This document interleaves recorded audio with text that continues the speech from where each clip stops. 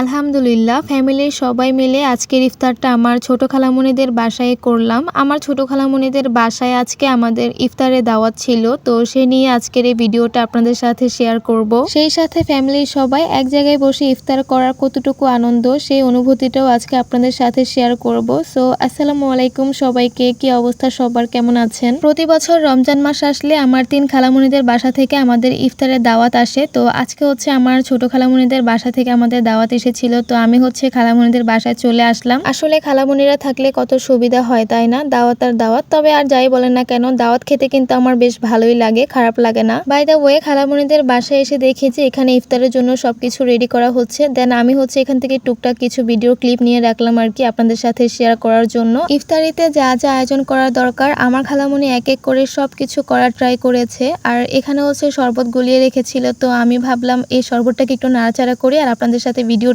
Share করি। আর এখানে কিন্তু ট্যাঙ্কের শরবতের পাশাপাশি বেলের শরবতও করা হয়েছে, যেটা আমার অলওয়েজ অনেক বেশি পছন্দের। বেলের শরবতটা কিন্তু আমার খালামণিদের বাসায় সব সময় করা হয়। দেন তারপর আমি আবারও কিচেনে চলে আসলাম আর এসে দেখি আমার খালামণি এখানে হচ্ছে আলুর চপটাকে ফ্রাই করছিল। প্রথমে তো বেগুনের চপ আর হচ্ছে পেঁয়াজু ফ্রাই করেছে, আর এখন আস্তে আস্তে বাকি সবগুলো করবে আর কি। আর আমার কাছে মনে হয় ইফতারের একটু আগ মুহূর্তে এগুলো ফ্রাই করাটাই ভালো, তাহলে একদম গরম গরম মুচমুচে থাকে। আর এই তো সবগুলো ফ্রাই করার ডান, বড় বলের একদম এক বল হয়েছে সব মিলিয়ে আলহামদুলিল্লাহ কাজ মোটামুটি কমপ্লিট। এখন জাস্ট ইফতার রেডি করার পালা। আমরা যেহেতু অনেক মানুষ, যার কারণে আমার খালামণির সামনের রুম একটা বেডশিট বিছিয়ে দিয়েছে, আর এখানে কিন্তু আমরা সবাই মিলে ইফতার করব। আর এক এক করে সবগুলো ইফতার এখানে নিয়ে আসা হয়েছে। এখানে আমার আঙ্কেল হচ্ছে মুড়ি মাখার জন্য সবকিছু রেডি করতেছিল। তার হাতের মুড়ি মাখাটা না অনেক বেশি মজার হয়, যার কারণে আমরা সবাই ওনার হাতে মুড়ি মাখাতে বলেছিলাম। টাইম কিন্তু প্রায় হয়ে গিয়েছে, আর মাত্র 5 মিনিটের মতো বাকি ছিল। তো যার যার মতো করে সবাই এখানে হেল্প করতেছিল। আমার আব্বু কিন্তু কাজে লেগে পড়েছে